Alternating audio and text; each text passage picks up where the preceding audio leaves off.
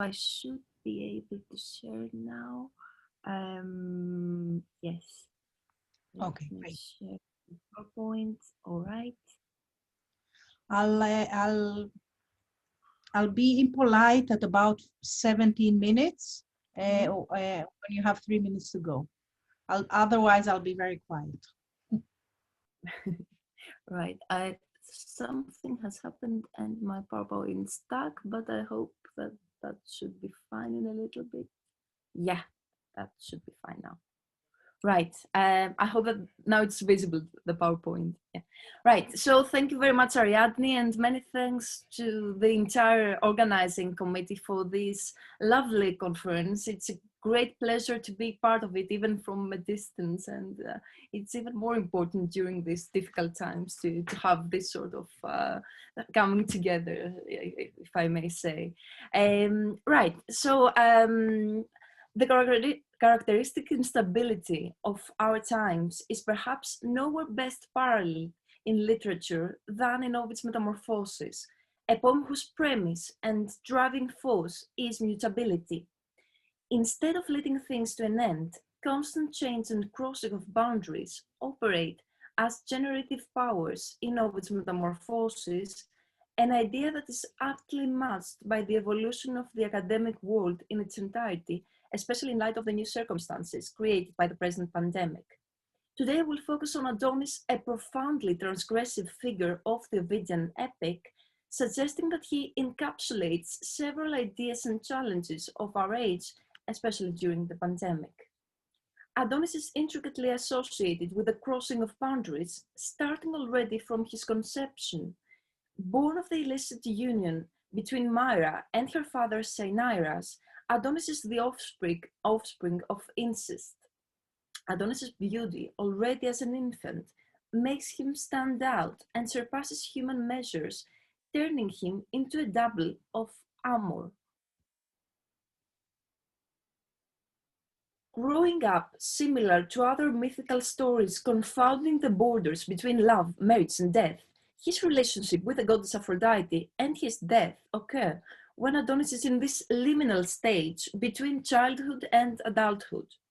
In the Hellenistic Bion's pastoral poem, the Lament for Adonis, the wedding ceremony with Aphrodite is substituted by funeral rites. Both Adonis's love with Aphrodite and his death are pivotal for his transgressive identity. The fact that Adonis's identity is inextricably linked to Aphrodite problematizes traditional stereotypes of the male-centered Greco-Roman world. Adonis, who is mentioned as a pais in Bion, is involved in a pederastic-like relationship with Aphrodite, thus taking a more effeminate and passive role. Adonis's uneasy masculinity is played out in the emphasis on his emblematic beauty instead of more traditional male virtues, such as martial prowess and heroic kleos. The eroticization of Adonis is continued even during his death. In Bion, when Adonis is killed by the bow during the hunt, the combination of his white skin and the red color of his blood play out traditional topoi in the description of erotic bodies. This erotic gaze at the deceased boy whose death is symbolically lamented is masked by a literary tradition of eroticized bodies of dead young people, mostly boys, in Virgil's Aeneid. A series of similar narratives of erotic dead youths feature in the Virgilian epic, aptly named by Reed as the Adonis type of erotic death. Pallas, Euryalus, Lausus, and even Camilla are all young persons who are described as erotic in their deaths. Adonis's death is also associated with the other great aspect of his myth and his adoration, that is lament. Aphrodite's lament for Adonis in Bion parallels and mythologizes real ritual practices. The cult of Adonis had Eastern origins and was adopted by Athenian women in the establishment of the celebration of the Adonia. The Adonia included standard mourning practices, such as the beating of the breasts and the tearing of clothes. Moreover, Women would sow seeds of fennel, mint, and lettuce in small potted gardens named the Gardens of Adonis, which they would later discard on the day they celebrated Adonis' descent to the underworld in a mini replay of the seasonal cycle. The cult of Adonis was strongly associated with the perennial problematization of the alteration between life and death. By doubling the repetition of the seasonal cycle, Adonis' myth offered hope as, despite his death, he would be once again commemorated on an annual basis. The ephemeral life of the plants comprising the Gardens of Adonis was often criticized in antiquity and contrasted with serious agriculture. By being performed exclusively by women, the ritualized commemoration of Adonis operated as one of the few shared female activities in Athens, thus providing the opportunity for women to participate and associate with other women. The Adonia formed part of the greater problematizing of female mourning and the need for it to be restrained and controlled within the context of the city, particularly given the popularity of the festival. In Aristophanes' Lysistrata, one can see the criticism against the Adonia for its ecstatic celebrations and thereby the potential disruption of these wild female voices and behavior to the polis and its masculine ideology. By bringing together mortal and divine dirge and personal and communal grief, the lament for Adonis emerges as a highly transgressive act. At the end of the pastoral lament for Adonis, by internalizing the establishment of an annual lament for Adonis, Aphrodite's personal grief and lament for her deceased lover parallel the extra-textual grief of a wider female community. Adonis' uneasy masculinity, alongside the primacy of women in his procession, challenged traditional ideas of manliness. I will now turn to Ovid's reworking of Adonis in the Metamorphoses and suggest that in the Adonis story, Ovid explores and challenges conventional notions of masculinity anew. The Adonis story is embedded in Orpheus' recital in Book 10 of the Metamorphoses. Orpheus and Adonis share several traits. Most importantly, both figures cross the boundaries between life and death. The similarity between Orpheus and Adonis in that respect is traced in Orphic hymns. Being seminally there in the idea of the seasonal cycle, the concept of Adonis' rebirth is attested in the Orphic hymn to Adonis, in which his perpetual descent to and rise from the underworld are celebrated. I couldn't get hold of the Greek, unfortunately, for this one, so I'm sorry about that. Moreover, similar to Adonis, Orpheus is also a figure problematizing epic masculinity. Like Adonis, Orpheus does not fit traditional ideas of manliness squarely by turning to homosexuality after the final death of Eurydice. Adonis' epic debut in the Metamorphoses not only challenges the masculinist agenda of epic, but is also striking in generic terms. In his lament for Adonis, Bion redeploys Theocritus' archetypal pastoral lament in Idyll 1, the lament for Daphnis, and turns Adonis into a central pastoral figure. Bion's lament for Adonis was one of the most famous pastoral laments, which Ovid arrestingly endorsed in the scope of epic. Thus, while the reader of the Ovidian poem can justifiably expect a lament gesturing towards pastoral poetry, that's not what they get. In fact, as I will try to show, although Ovid gestures towards pastoral poetry in the Venus and Adonis story, the lament for Adonis is constructed as one of the most epic laments of the Metamorphoses. The romance of Venus and Adonis substantially plays out pastoral tropes. Ovid places their love story within a pastoral locus amoenus by mentioning the alluring shade of the trees and the inviting grass. It is in this landscape where Venus, having reclined under the shade of a tree, starts narrating a story. Ovid here replaces a topos of pastoral poetry in which the positioning under the shade signifies the beginning of the poet herdsman's performance. The story Venus narrates markedly revokes Bion's lament for Adonis.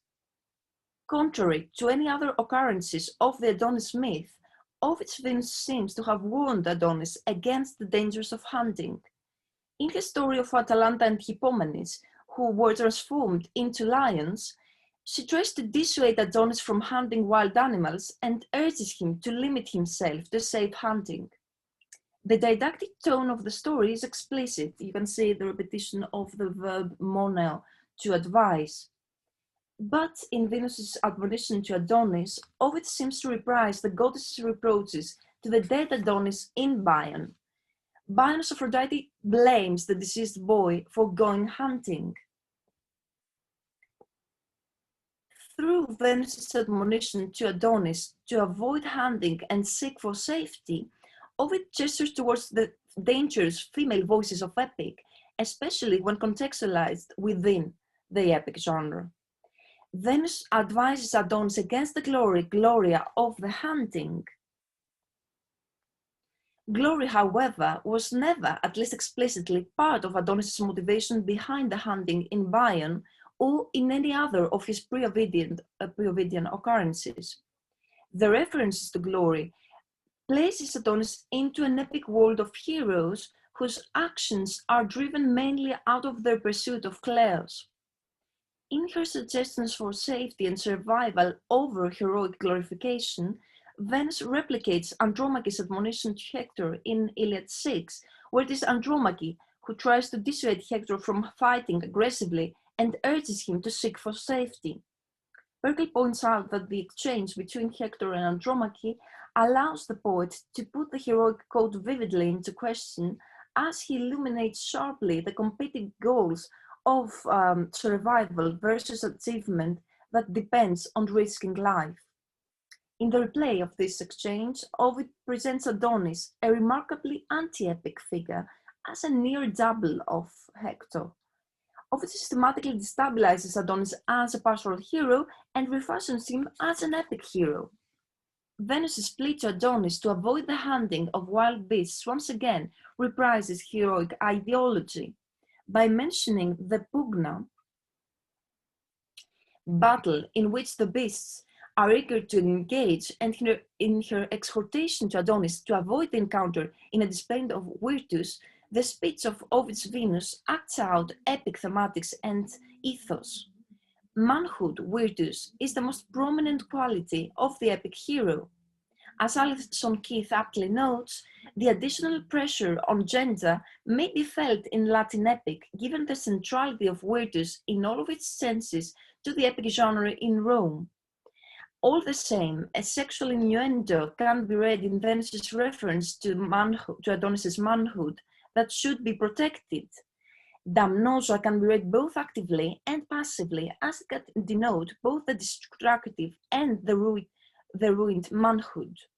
The hint is accentuated particularly since Adonis receives in the Ovidian narrative a hit on the groin rather than on the thigh, as occurs in most treatments of the Adonis story. Regardless of any potential sexual implications, through Venus's reference to battles and virtus, Ovid points to the typical association between hunting and war. Virtus is repeated in the next line as the reason that Adonis set out to hunt. Hunting was considered in antiquity as an activity preparing young men to fight in battles, and was often associated with the initiation of young boys to adulthood. The close connection between hunting and warfare is displayed in literature already in Homeric epics. Ovid brings out the epic potential of Adonis's hunt and places him in the tradition of epic hunt scenes, particularly by young boys entering adulthood. Intratextually, Adonis's bow hunt is almost a double of Ovid's evoking of the hunt of the Calydonian bow in Metamorphoses 8. In both scenes, the bow is highly reminiscent of a human warrior. In presenting the bow throwing the fatally wounded Adonis on the sand,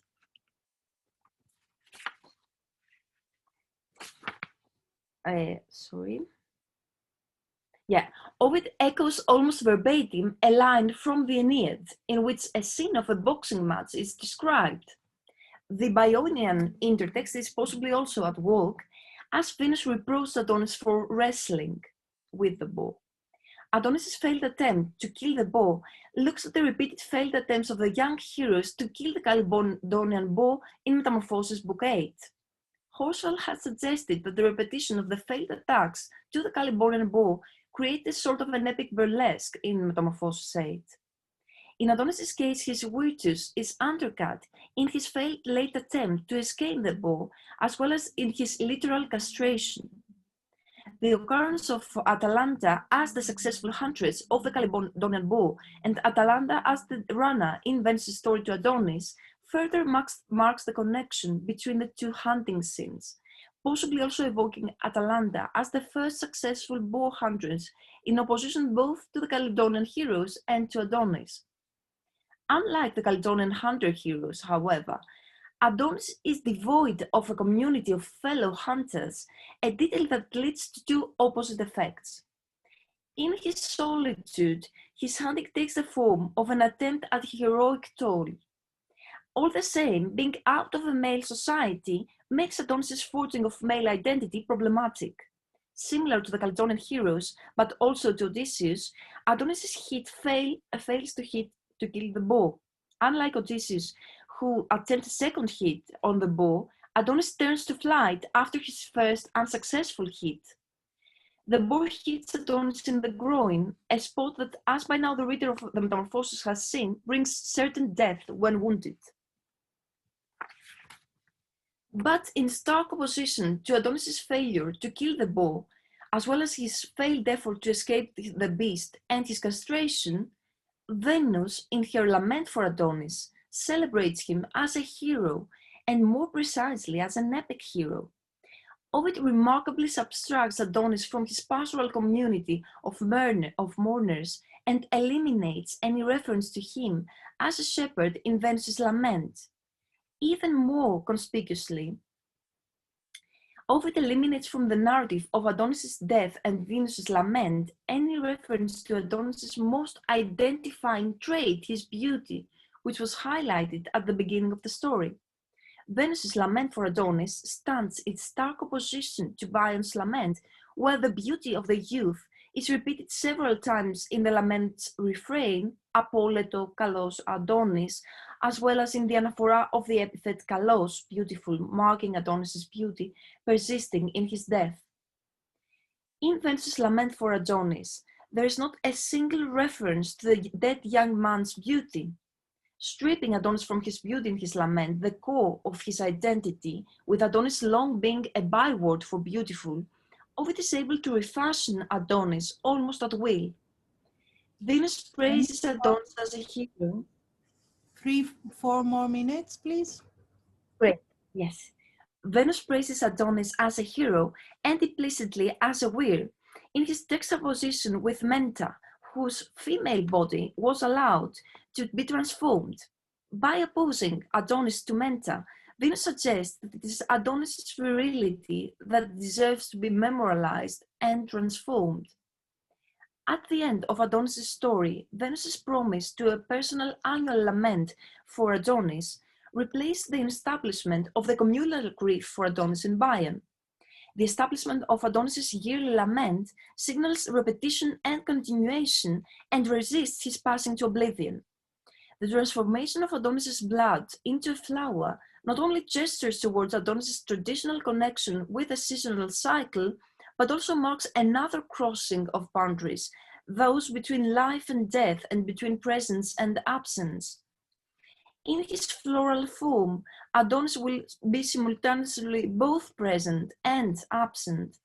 The story of Adonis' death, strategically coinciding with the end of a book, does not bring things to an end, but rather triggers numerous new beginnings. Adonis' blood is transformed into a flower, and the end of his life signals the start of a new story and book in the narrative of the Ovidian epic. To conclude, by restaging a figure strongly associated with Greek laments, the Metamorphoses invests Adonis with a further transformation, as the figure is transferred to a new linguistic, cultural, and generic framework from pastoral to epic and from Greek to Latin poetry. Adonis' association with chains and flags turns him into a sympathetic figure. Far from embodying a traditional over-masculine epic hero, Adonis' story in the Metamorphoses offers a glimpse to alternative worlds and values, and even an alternative masculinity which may combine virility with frailty. While he faces mortality, he is also associated with rebirth, or at least with transformation. In offering a more flexible model of masculinity, opening up to both grief and hope, defying finality and death, and symbolizing perennial change, Adonis emerges as a relevant figure of our modern world. Thank you very much.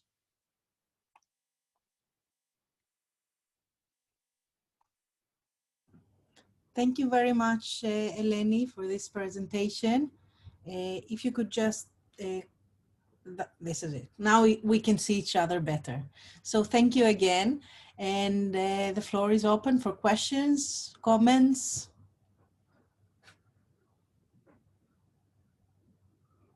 You may raise your hand or use the raise button, or I may use my open microphone to ask a question while you think of one and warm up. So I really like this parallelism that you made between the Adonis story and the Atalanta story in book 8, because it's a story I've also worked on it a bit. And what always strikes me as amazing in that story of Atalanta is how Ovid is playing with gender roles and breaking boundaries there. Because it's not only that we have a female hunting the boar, it's that all the men are acting, how can I say, very unmanly.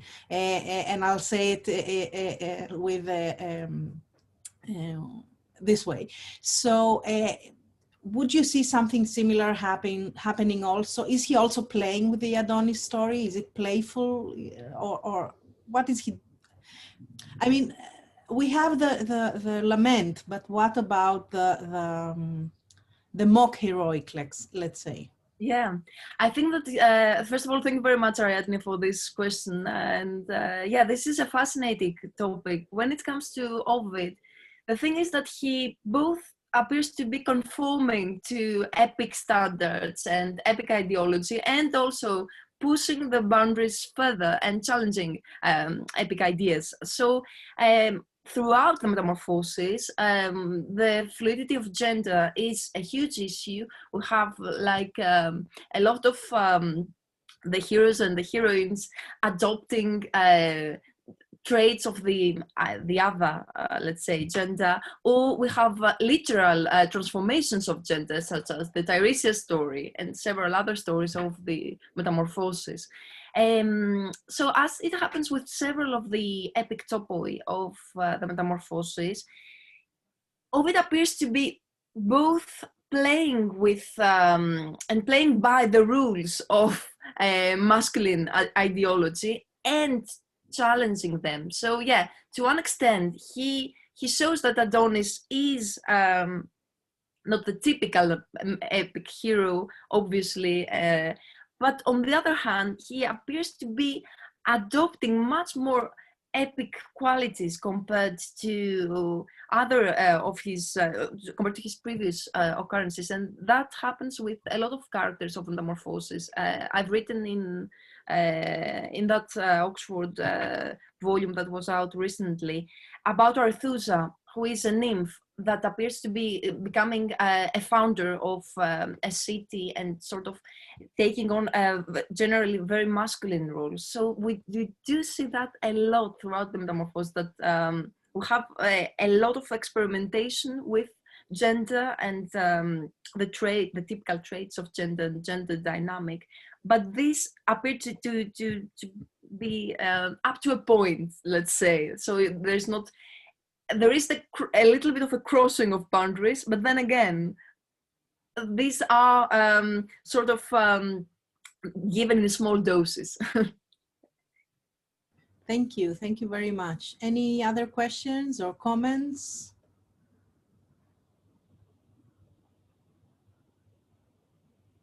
No? Well, perhaps we shall move to our next speaker. So thank you once more, ELENI, for this fascinating paper. And we'll move now to a paper by Anka Meiroshu, right? Yes, thank you. Hello, hello everybody. Thank you. So Anka, I believe, is